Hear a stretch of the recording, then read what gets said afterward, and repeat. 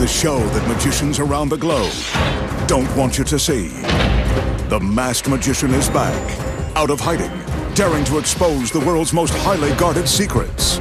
You'll find out how they perform amazing appearances, death-defying escapes, baffling levitations, astounding vanishes, mind-blowing sleight of hand, and impossible illusions.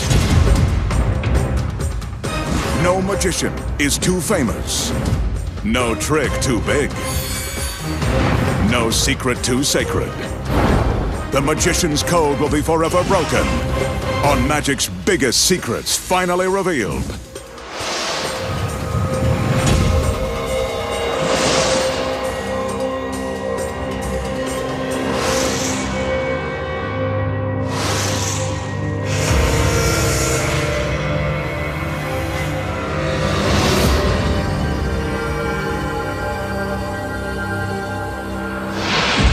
Tonight, the Masked Magician pulls back the curtain and exposes the secrets to making a beautiful woman's middle disappear by magic, the mystery of Houdini's legendary steamer trunk, conjuring spirits from another world, plus escaping a life-threatening encounter with the Blades of Death. And much more, right now, on Magic's Biggest Secrets Finally Revealed.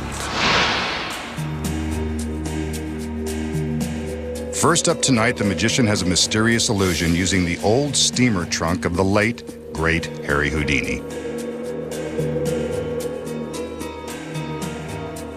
He'll also use this empty wooden frame.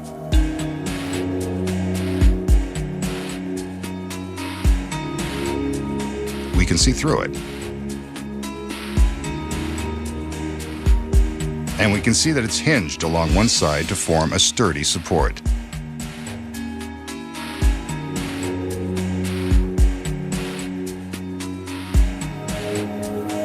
Next, he calls in two of his beautiful assistants and asks for their support.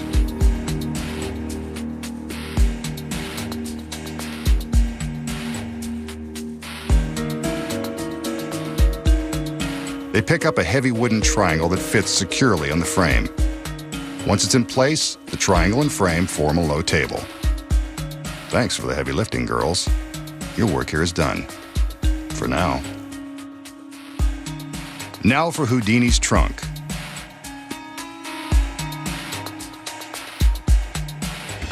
Whoa, careful, it's a priceless antique. And it's empty.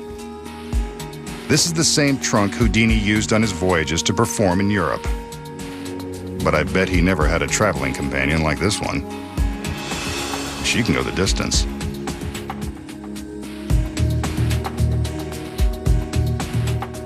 The magician asks her to step into the trunk. Remarkably, she does. I wish he'd tell us that secret. Next, he closes the lid, then pulls the trunk to the side.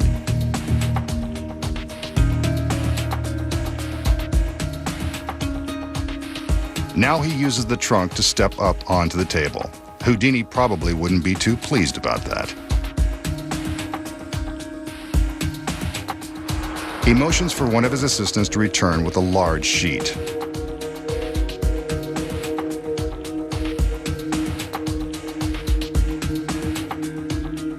The magician opens the sheet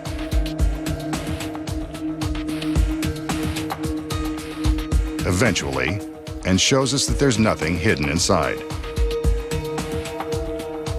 Now watch carefully. He holds the sheet in front of him and slowly raises it up. He lowers the sheet to prove he's still there. He raises the sheet again, and when he lowers it, he's not alone. It's the girl from the trunk, in case you didn't recognize her. But he checks her out just to be sure. And now for the trunk.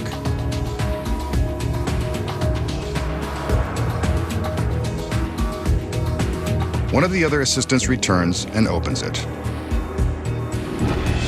Presto, another girl.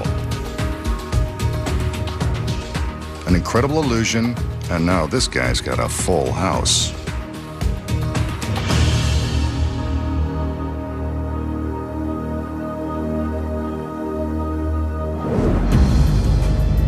So how did the magician make one assistant disappear from Houdini's steamer trunk, reappear on the table, then conjure up another girl from inside the trunk? Here are the secrets. When the illusion begins, the magician shows us the trunk. The first secret is that hidden behind it is the girl who will appear later. She's on stage from the beginning of the trick. And by the way, that's not really Houdini's trunk. We made that up because it sounded good. Next, the magician displays the wooden frame, making sure we can see through it. Hidden behind the frame is the next secret. Both halves contain hidden black roller shades. On each corner is a spring-loaded release catch. When the girls place the triangular top on the frame, the pressure trips the spring-loaded catches and the black shades are released. The audience believes that they can still see through the frame, but they are really looking at the shades. The key is the black backdrop that matches the black shades. As the girls are distracting us with their exit, the concealed assistant slides from behind the trunk into the table. From behind, we can see how the trunk and table hide her from the audience as she sneaks inside. Now that she's no longer in the trunk, the magician is free to tip it over and show that it's empty. He tips it upright and invites his next assistant to join him. At this point, the girl on the table sneaks back out and carefully climbs into the trunk.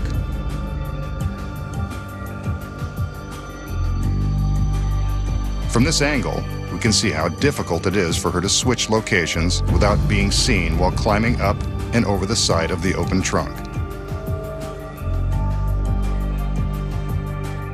Next, the magician invites his new assistant to climb into the trunk. There's a secret here, too. She merely lifts her legs high, creating the illusion that she is climbing in, while really stepping behind the trunk and sinking to the floor. From behind, we can see how convincingly she mimes stepping inside the trunk.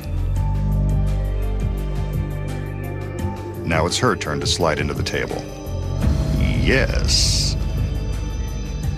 The magician slides the trunk away with the concealed girl inside. Next, the magician appears to teleport his assistant from the trunk to the table. He raises the sheet, and there she is. But how did she get there? She waits for the magician to raise the sheet the first time and climbs up onto the table and through his legs.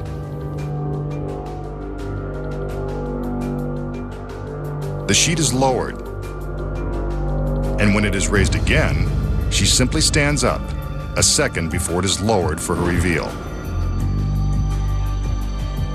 Lovely. Finally, the trunk is open to reveal the other girl. And that's how it's done. Next, the magician will demonstrate a popular close-up trick that uses nothing more than an ordinary spool of thread. The magician slowly unwinds a length of thread, careful not to drop the spool and send it unraveling across the warehouse. That looks good. Maybe a little more.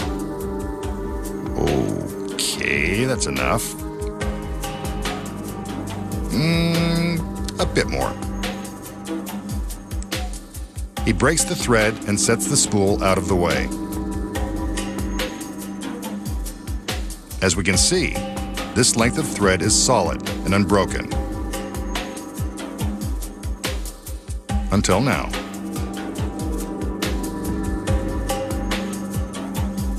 He breaks the thread into several short pieces.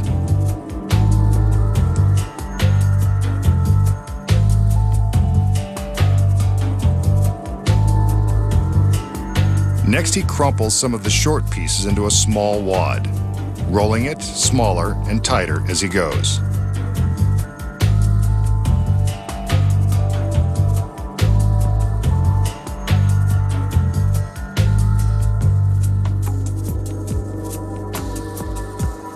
Happy with his little wad, he takes it and attaches it to the remaining short piece.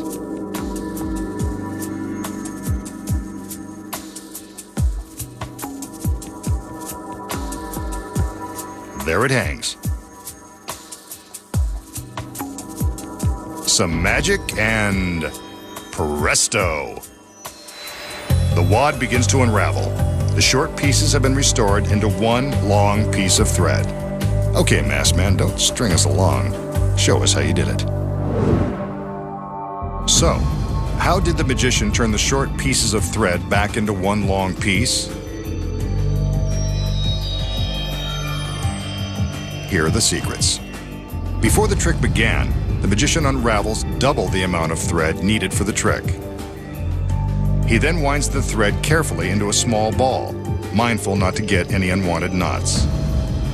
Next, he carefully winds the thread with the ball back onto the wooden spool, hiding the ball, sort of, under the remaining thread. Then when he unravels the thread he uses for the trick, he locates the ball and is careful to conceal it between his thumb and forefinger. He doesn't let the audience know that it's there. He breaks off the end of the thread, which is actually much longer than it appears, since half of its length is rolled into that hidden ball. The magician then breaks the thread into smaller lengths, wadding them up in his left hand. Meanwhile, the thread with the concealed ball is held in his right. When we see him supposedly attaching the wad of short pieces onto the thread in his right hand, he's really just pretending to put the pieces together and is concealing this wad in his left hand. But then how does he make his hand appear empty? While he is misdirecting our attention with the ball of thread in his right hand, he's simply throwing away the wad of thread in his left. Now all he has to do is unravel the ball of thread that he secretly wound up before the trick began, and create the illusion of restoring the thread. It's simple when you know the secrets. A beautiful girl, alone in the magician's secret warehouse. She'll be his next victim. I mean, volunteer. We haven't seen her before.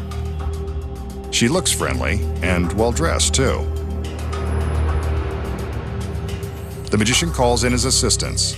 They're always friendly, if sometimes underdressed.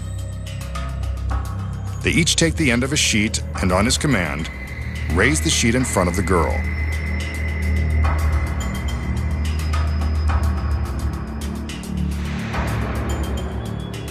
The magician lifts the sheet to prove that she's still there. Yes, those are her real legs. In this mysterious secret warehouse, you can bet that something devious is about to happen. The magician lowers the sheet, and the assistants carefully place it up and over the girl's head. She had her chance to get out of this trick before it started. Let's see how she ends up.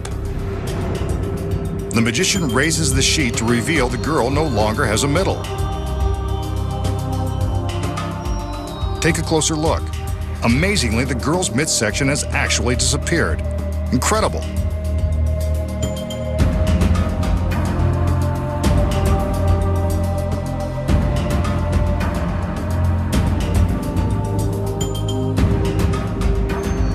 And she's still smiling.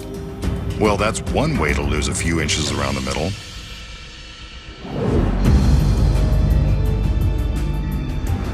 So, how does the magician remove the lady's midsection while her head and legs remain visible for all the world to see? Here are the secrets. When the illusion begins, the magician meets the overdressed girl who is standing in one spot. The fact that she's wearing this curious costume and that she never moves is a clue that something is up. The first secret is hidden in the long skirt, this sturdy wire frame which holds the skirt in place. When the sheet is lifted in front of the girl, she just sneaks out of the back and sinks down behind it. With the skirt removed from the frame, we can see her sit down. The next secret is that there is a false panel in the wall. A stagehand behind the wall removes the panel so the girl can lie back and out of sight. Then, a matching panel with a small cutout for her body is replaced, making the wall look solid. This allows her legs to be in view of the audience, while her body has vanished. But what about her head and the rest of her upper body? The secret here is that the magician has employed identical twins. Before the trick begins, the second girl is positioned behind the wall on this rolling platform. The cinder blocks on the back of the platform are critical to keep it from tipping over. While the first girl is busy reclining into the fake wall, a second false panel is removed, allowing her identical twin sister to be rolled out into place. This is the girl who gets the sheet draped over her head. The cinder blocks are crucial to ensure that the platform's center of gravity remains behind the wall, allowing the girl to safely ride out beyond the wall without tipping over, ruining the trick, her sister, and herself. Another false panel with a cutout conceals the larger hole in the wall. You might have noticed the girl's unusual posture. This is because she's got to lift her head and upper body at an awkward angle to make it look like she's standing. The magician carefully arranges the sheet over her head and shoulders in an attempt to hide the uncomfortable position. The bulky costume hangs down to hide the underside of the rolling platform. The audience believes they are seeing one girl with no middle, but you know the secrets. Before the magician begins his next trick, we should remind you that he is a professional and that it's never a good idea to play with fire. He'll use the flame from this ordinary candle. Watch the flame. The magician transfers it from the candle to his thumb.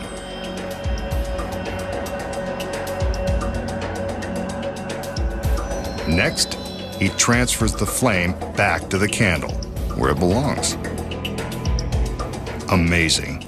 And since the trick is over, he blows out the candle, just to be on the safe side. So how does the magician transfer the flame from the candle to the tip of his thumb, then transfer it back without burning himself? Here are the secrets. The candle is real, and so is the flame. Remember, there is an element of danger. The big secret is a small gimmick hidden in his right hand, a flesh-colored plastic shell known as the magician's thumb. It contains a wick in the end. There's the wick. If we look inside, we can see plenty of wick and fireproof padding to protect his thumb. The wick is coated with lighter fluid, which burns brightly without burning the wick too quickly. When it appears that he is transferring the flame to his thumb from the candle, he's really just lighting the wick on the fake tip and using the plastic to extinguish the candle. The audience sees the flaming thumb and thinks he can hold fire in his bare hand. To put the flame back on the candle, he simply uses the thumb tip to light the candle's wick and then uses the wax to snuff out the flame on his plastic thumb. Now that the candle is lit, how does he vanish the fake thumb? He simply hides it in his palm while he is making his magical gestures. It's gone. And now you know the secrets. The magician will perform an illusion that first appeared in the early 1900s, then was updated in the mid-1970s for television audiences. It involves this 8-sided pyramid. Legend has it that evil spirits reside in rooms with square corners, so an 8-sided room should be free of ghosts. We'll see. The magician examines the 8-sided pyramid. There's nothing unusual about it, except that it's an 8-sided pyramid in the middle of an empty warehouse. He calls in 2 of his beautiful assistants to help him open the doors, revealing that the pyramid is empty and free of evil spirits, at least visible ones. But maybe he can use some magic to conjure some friendly spirits. The assistants return with a sheet and a magical conjuring robe. You can't expect the magician to conjure without the right outfit. I like his personal stylist. Apparently, so does he. Easy, big guy. You've got conjuring to do. That's better. Back to work. Magic before pleasure. With a flourish, the magician steps inside the pyramid and goes to work.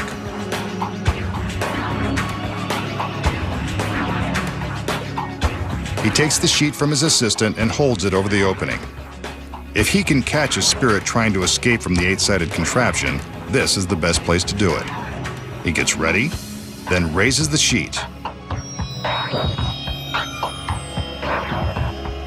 And what's this? He's got a little movement beneath the sheet. Good for him. Looks like he's got a live one.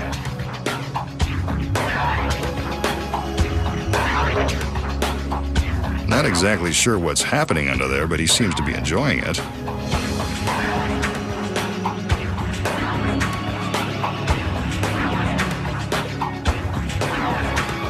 Let's see if he can catch another one.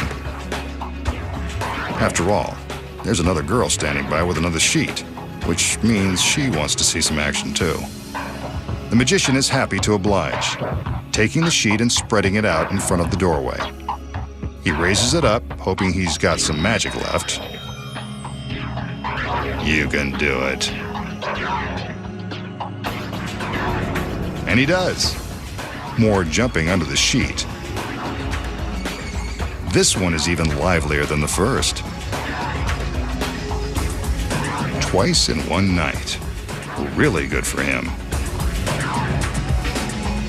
But I don't think he's done. After all, the other girl is back with another sheet. The magician steps back into the pyramid, ready to make the magic happen all over again. He gets ready, summoning all of his powers to see if he can make this girl happy, as he takes the sheet from her and spreads it out. He concentrates hard and raises the sheet, giving it a couple of jiggles to get things going. And what do you know? He's managed to find some life for the third straight time. And this one is even bigger than the other two.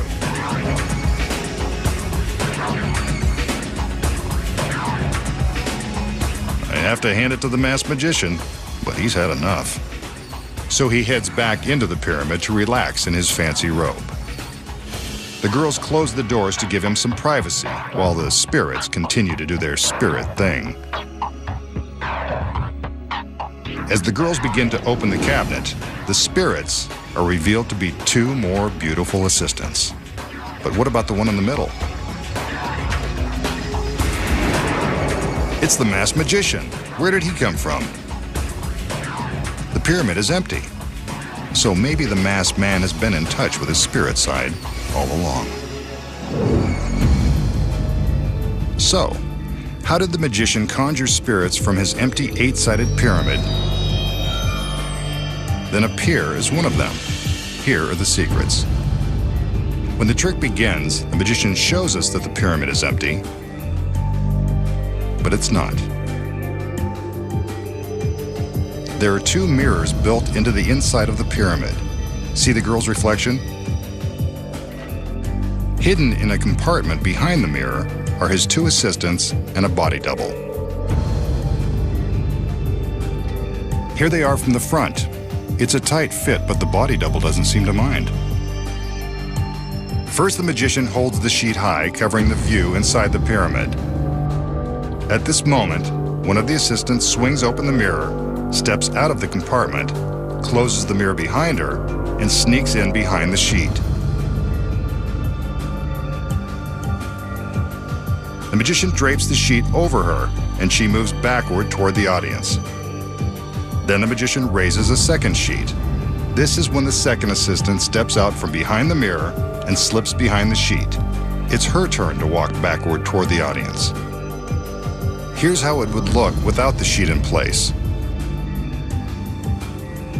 With the sheet, it appears that the magician has conjured another spirit. And if you were wondering why the magician was wearing a magic robe, here's another secret. Most magicians who perform this trick don't go around wearing masks. so they have to use a cloak like this to distract the audience and obscure their identity. Their doubles wear identical robes, so the audience doesn't notice the big switch. When the magician raises the third sheet, the switch takes place. The magician's double comes out of the compartment and takes his place holding the sheet, while the magician sneaks under the sheet and walks towards the audience. Without the sheet, this is how it looks. That's the double, standing in the doorway of the pyramid. As the magician bounces toward the audience, the double heads inside the pyramid. As soon as the doors are closed, the double folds the secret mirrors against the side panels and simply sneaks out of the back into the darkness of the warehouse. The assistants reveal themselves and then reveal the magician as the pyramid is opened to show that he's vanished. But you know the secrets. Next, the magician will demonstrate the magical powers of his superhuman strength using this ordinary light bulb. Keep your eye on the bulb. He places it firmly in his right hand. Next, he covers it with his left and squeezes. Like magic, the light bulb has been pulverized into invisible dust, vanished into the ether. He's done it again. So how did the magician make an ordinary light bulb disappear without a trace? Here are the secrets. First, concealed in his right hand is a retractable cord that goes inside his jacket to a spring-loaded key ring on his belt. Attached to the end is a suction cup that easily sticks to the smooth light bulb. When it appears that he is preparing to crush the bulb between his hands, he's actually just sticking the suction cup to the sides. See? Now when he pretends to pulverize the bulb into nothing, he's really just hiding it in his hand so we don't see it being pulled away by the retractable line. He then makes some mystical waves of his hand, and it appears the bulb has vanished. But now you know where it went. Next, the magician will demonstrate a card trick with a dangerous twist.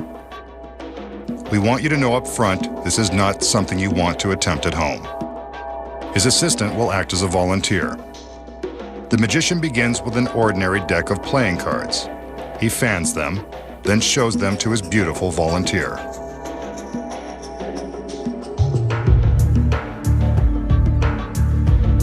Next, he invites her to pick a card at random and write a name across the face.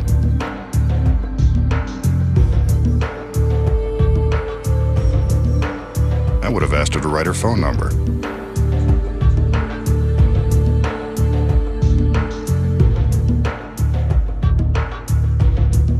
Wow, nice penmanship.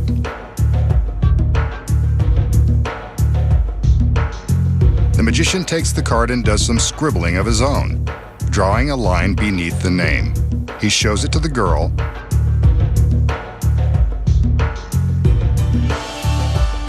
and now he begins to shuffle the cards to bury her cards somewhere inside the deck.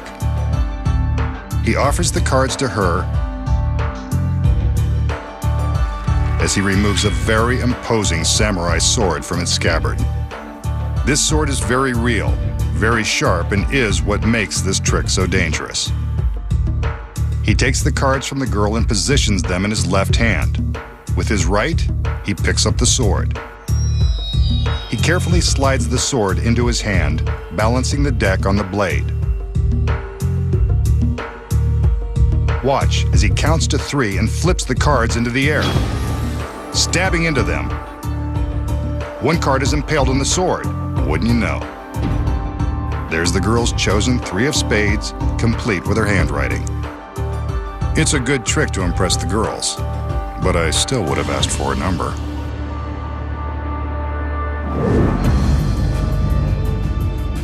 How did the magician find the chosen card with the razor-sharp blade of his samurai sword? Here are the secrets. He begins by showing his volunteer an ordinary deck of cards. She makes a genuinely random selection and writes a name across the face as instructed.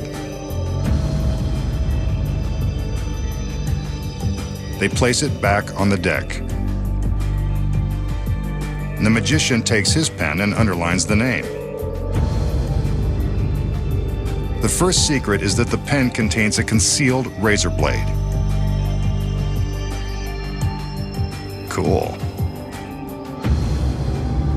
When he underlines the name, he's really slicing a slit in the card.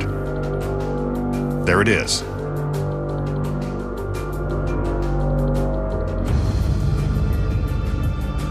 Next, when he shuffles the cards, he's really using a phony shuffle that allows the chosen card to remain undisturbed on the bottom of the deck. See? There's her card. In slow motion, we can see how he's only shuffling the top cards, leaving the bottom card untouched. Next, he balances the deck on the blade of the sword. What he's really doing is sliding the sword through the slit he cut with the razor pen.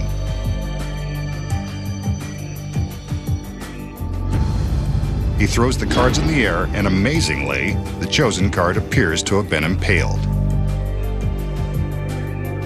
Even in slow motion, we can see that the flurry of cards creates enough of a diversion to hide the one card that's already been speared by the sword. If we switch to another angle and freeze the picture, we can see that the card is pierced by the sword the entire time. Stabbing a card by magic is easy. Once, you know. Next, the magician attempts a perilous escape. Will he make it out alive before he's sliced to ribbons by the rotating blades of death? For his last illusion tonight, the magician will take on one of the most death-defying escapes ever attempted. Remember, never try to duplicate any of the magician's tricks at home. This is a very perilous stunt that our world-class professional has been practicing for months.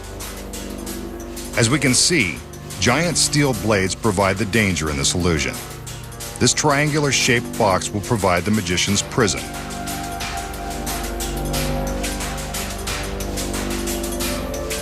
The razor-sharp blades are held at the ends of the steel rails by a rope.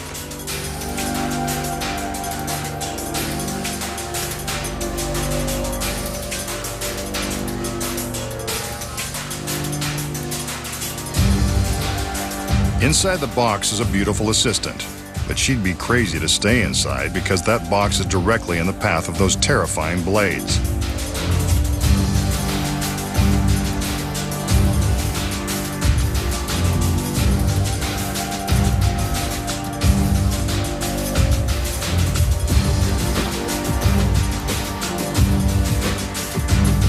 The magician releases a safety cable on one of the blades. Now things are getting dangerous.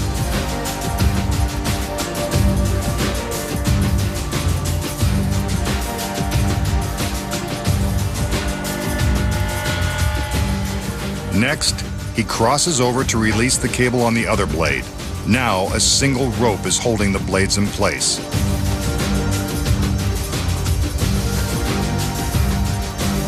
Again, do not attempt anything like this at home.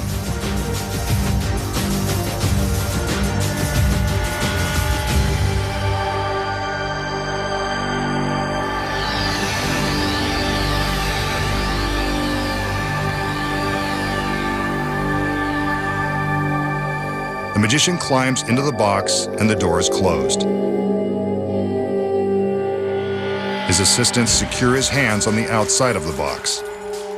His wrists are locked with heavy chains and bulletproof locks. With his hands shackled on either side of the box, the magician has no way to reach the chains or pick the locks. His goal will be to escape before the blades travel down the rails and into the box, slicing him to ribbons.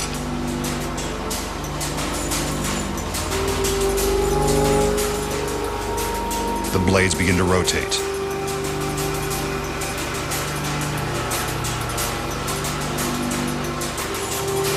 He struggles with the chains. Better hurry, those blades won't wait. Next, the other assistant returns with a torch. She uses the torch to set fire to the rope. When it burns through, the blades will be sent crashing into the box and the magician.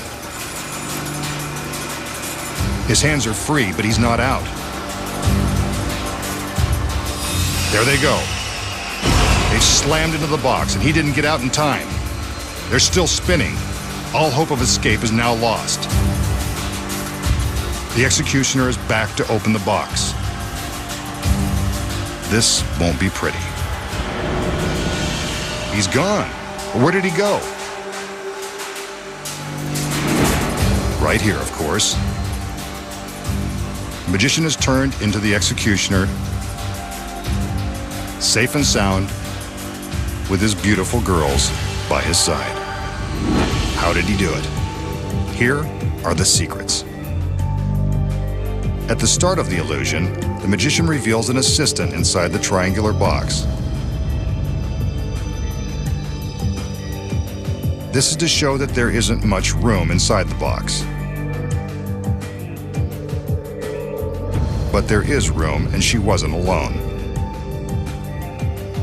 Hidden behind this false panel is the magician's body double.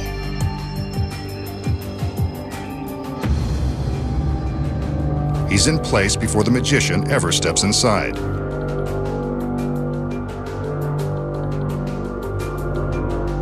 When we see the magician climb into the cabinet, he's really just slipping out through the back.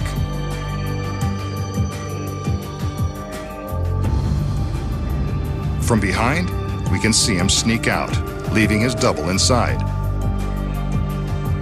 The double then slides back to replace the magician, and it's his hand we see being shackled and chained.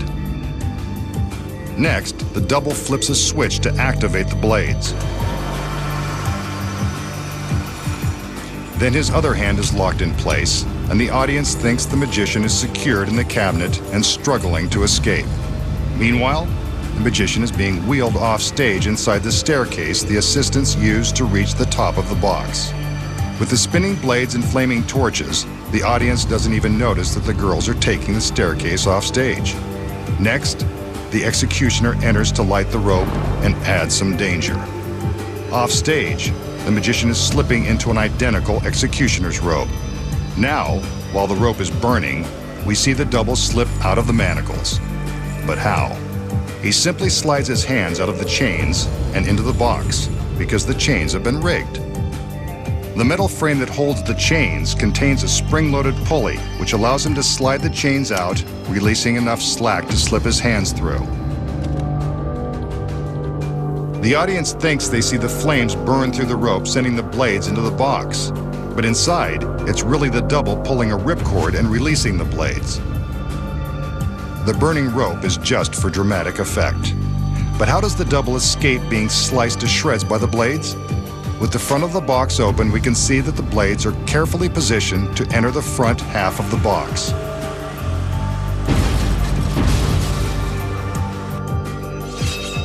Plenty of room. Next, the magician takes the torch from his assistant and returns to the stage. We don't even stop to think it's really him.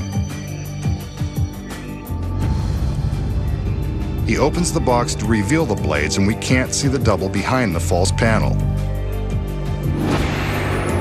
He removes the cloak and reveals himself as the executioner. He may have fooled you once, but he won't fool you with this one again, now that you know the secrets. Next time, the Masked Magician returns to reveal more of magic's biggest secrets.